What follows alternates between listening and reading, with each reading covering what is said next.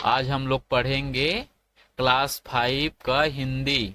ठीक है, जिसमें इम्पोर्टेंट क्वेश्चन को देखेंगे। ठीक है बेबी, यहाँ पे देखो क्या दिया है, शब्दार्थ। नीचे कुछ शब्द के अर्थ नीचे दिए गए हैं, उसके अर्थ कोष्टक में से छांटकर शब्दों के सामने लिखो। क्या है, एक क्वेश्चन दिया है, ये शब्दार्थ है ना, इसका अर्थ क्या होता है ये अपने को क्या है जानना है। यहाँ पर देखो, अमर, अमर क्या बोलते हैं, उसका अर्थ क्या होता है, जो न मरे, उसको क्या बोलते हैं, अमर।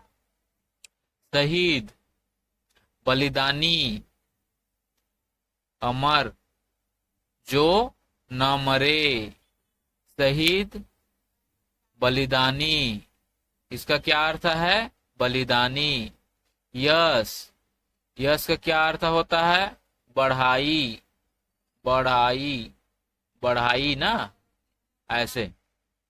दफनाई, जमीन के अंदर गाड़ी जाने वाला, एक गाड़ी जिसको हम लोग ना जमीन के अंदर गाड़ देते हैं ना, उसको बोलते हैं दफनाई।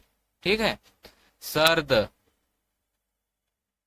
उसका अर्थ क्या होता है, ठंडा। गाथा, इसका अर्थ क्या होता है, कथा व कहानी, कथा या कहानी, उसको क्या बोलते हैं, गाथा। ठीक है। चारण, चारण का अर्थ होता है भाट या कीर्ति गायक। ठीक है। कर्ज, इसका अर्थ क्या होता है, उधारी। मर्म, इसका अर्थ होता है रहस्य। ये जो शब्द दिया है ना, उसका ये साइड में क्या दिया है, अर्थ दिया है। ठीक है। अमर का क्या होता है, जो न मरे। शहीद, शहीद को हम लोग क्या होता है उसका अर्थ, बलिदानी। यश, इसका अर्थ होता है बड़ाई। दफनाई, जिसका अर्थ होता है जमीन के अंदर गाड़े जाने वाला। ठीक है। सर्द, इसका अर्थ होता है ठंडा। गाथा, इसका अर्थ होता है कथा या कहानी। ठीक है। चारण, इसका अर्थ होता है भाट या फिर कीर्ति गायक। कर्ज, इसका अर्थ होता है उधारी। मर्म, इसका अर्थ क्या होता है, रहस्य। ठीक है। अब यहाँ देखो क्वेश्चन आंसर। ठीक है।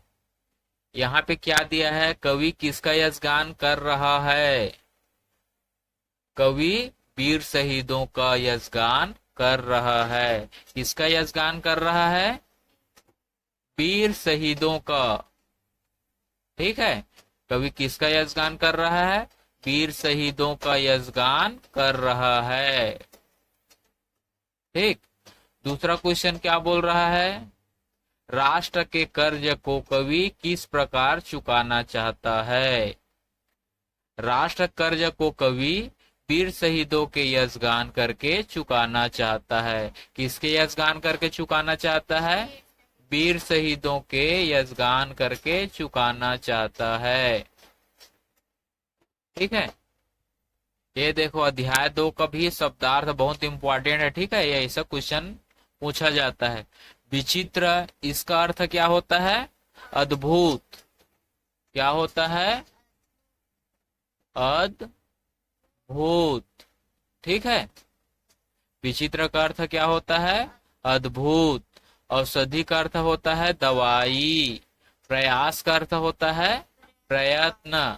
अनोखा का अर्थ क्या होता है, मूल्यवान। ठीक है।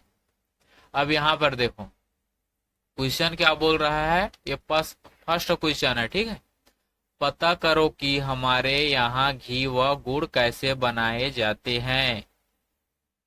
क्या बोल रहा है, घी व गुड़ कैसे बनाए जाते हैं।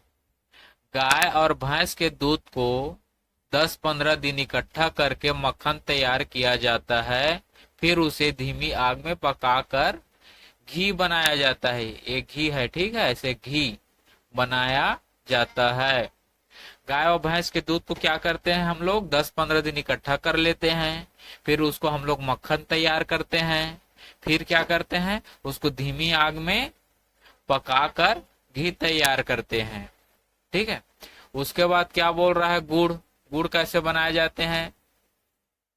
तो गुड़ क्या है, गन्ने के रस को, मैं यहां लिख देता हूं, ठीक है। गन्ने के रस को क्या है, आग में ना, आग में गर्म करके गुड़ बनाया जाता है, ठीक है। गन्ने के रस को क्या करते हैं, इकट्ठा करते हैं। बहुत सारे रस को क्या करते हैं, इकट्ठा करते हैं, फिर उसको गर्म करते हैं, फिर उससे हम लोग क्या बनाते हैं, गुड़ बनाते हैं, ठीक। प्रश्न दूसरा क्या बोल रहा है, चूरा वृक्ष से गांव वालों को क्या क्या मिलता है? चूरा वृक्ष से गांव वालों को क्या मिलता है? फल मिलता है, फूल मिलता है, फूल भी मिलता है, ठीक है। गाय के लिए चारा भी मिलता है। किसके लिए? गाँव, गाय भैंसों के लिए क्या मिलता है? गाय भैंसों, ऐसे भैंसों के लिए क्या मिलता है? चारा भी मिलता है। और फलों के रस से गुड़ मिलता है, जो उसका बहुत, फलों बोलता हूँ ना, फूलों के रस से, ठीक है। फलों के नहीं, फूलों के रस को इकट्ठा करके हम लोग क्या बनाते हैं, गुड़ भी बनाते हैं। ये सेम जिस प्रकार गन्ने का गुड़ बनाते हैं ना, वैसी फलों, फलों बोलता हूँ, फूलों के रस से भी हम लोग गुड़ तैयार करते हैं, ठीक है। चूरा वृक्ष से गांव वालों को क्या मिलता है? फल मिलता है, फूल मिलता है, गाय को चारा भी मिलता है, फूलों के रस से गुड़ मिलता है। यह है अध्याय 3, इसका इंपॉर्टेंट क्वेश्चन, ठीक है बेबी। यहाँ पे क्या दे देखो, सुखराम काबर ताला बेली देत रहीस, ये छत्तीसगढ़ी है, ठीक है। क्या बोल रहा है क्वेश्चन, सुखराम काबर ताला बेली देत रहीस। तो सुखराम पानी प्यास के मारे ताला बेली देत रहीस। क्या लग रहा था उसको? पानी प्यास लग रहा था। उसको छत्तीसगढ़ी में क्या बोल रहा है, सुखराम पानी प्यास के मारे ताला बेली देत रहीस, ठीक है। ऐसे रहेगा, ठीक है। क्वेश्चन दूसरा क्या है, सुखराम ला कौन पानी दीस? कौन पानी दीस? सुखराम ला शंकर भगवान पानी दीस। कौन पानी दीस? शंकर भगवान पानी दीस, ठीक है। तीसरा क्वेश्चन क्या बोल रहा है, साधु के दे फर का होगे। फर मस फल, फल को क्या बोलते हैं छत्तीसगढ़ी में? फर। साधु के दे फर का होगे, का होगे? साधु के दे फर सोन के होगे। किसका होगे? सोन के होगे, ठीक है। देख क्वेश्चन क्या है, सुखराम काबर ताला बेली देत रहीस, पानी प्यास के मारे ताला बेली देत रहीस। सुखराम ला कौन पानी दीस? शंकर भगवान पानी दीस। और साधु के दे फर का होगे, का होगे? सोन के होगे। ये है अध्याय 4 का इंपॉर्टेंट क्वेश्चन, ठीक है। सड़क बनाने के लिए कौन कौन सी सामग्री की आवश्यकता होती है? सड़क बनाने के लिए क्या क्या सामग्री की आवश्यकता होता है? सड़क बनाने के लिए गिट्टी, रेती, सीमेंट, ईंट, और यहाँ पे ईंट रहेगा, ठीक है, ऐसे ईंट, ठीक है। सड़क बनाने के लिए गिट्टी, रेती, ईंट, सीमेंट की आवश्यकता होती है। पगडंडी व सड़क में क्या अंतर है? पगडंडी व सड़क में क्या अंतर है? पगडंडी छोटी होती है, खराब होती है, टेढ़ी होती है। सड़क सीधी व अच्छी होती है। पगडंडी सड़क किसको बोलते हैं? पगडंडी, ठीक है। जो क्या होती है, छोटी होती है, टेढ़ी मेढ़ी होती है, इस प्रकार कच्ची की होती है, ठीक है, पक्की नहीं होती। ये क्या है? और जो सड़क होती है पक्की की होती है, सीधी होती है, अच्छी होती है, ठीक। अब क्या है अध्याय 5 का, ठीक है। यहाँ पे मैं लिख देता हूं अध्याय 5 का इंपॉर्टेंट क्वेश्चन देखेंगे, ठीक है। यहाँ पे क्वेश्चन पहला क्या दिया है, रोबोट का बटन दबाने पर रोबोट ने क्या किया। रोबोट का बटन दबाने पर रोबोट ने क्या किया, ये क्वेश्चन है, ठीक है। रोबोट के बटन दबाने पर रोबोट ने क्या किया। रोबोट के बटन दबाने पर रोबोट ने हाथ जोड़कर सभी को क्या किया, नमस्कार किया। यहाँ पे लिखते हैं उसको, पहला सभी को नमस्कार किया, सभी को हाथ जोड़कर, हाथ जोड़कर नमस्कार किया।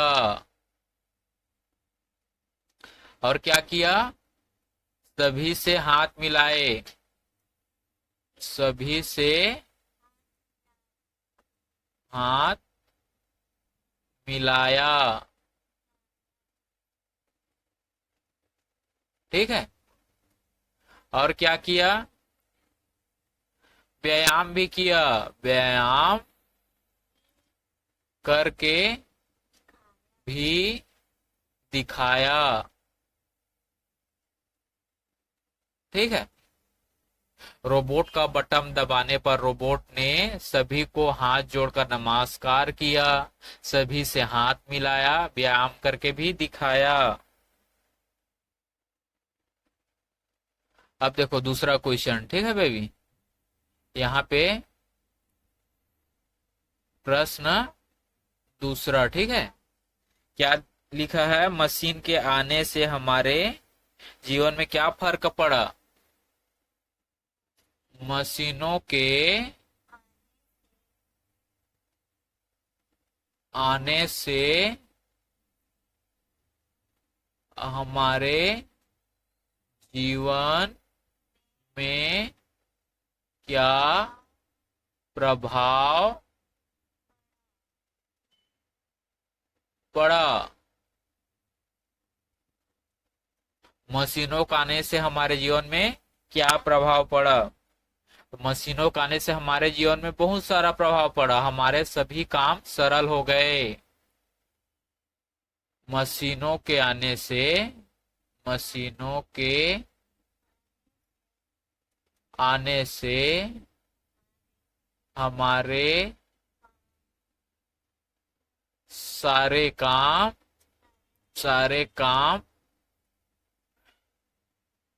सरल हो गए। कैसे सरल हो गए, जैसे एक स्थान से दूसरे स्थान पर हम लोग आसानी से जा सकते हैं, ठीक है। अपने मैसेज को आसानी से हम लोग मोबाइल के थ्रू पहुंचा सकते हैं। मोबाइल के द्वारा एक स्थान से दूसरे स्थान तक क्या करते हैं, संदेश भेज सकते हैं। मोबाइल करके सामान को मंगा सकते हैं। मशीनों से सामान को एक स्थान से दूसरे स्थान तक तुरंत पहुंचा सकते हैं। इस प्रकार क्या हुआ है, मशीनों के आने से हमारे जीवन के बहुत सारे काम क्या हो गए हैं, सरल हो गए हैं, ठीक।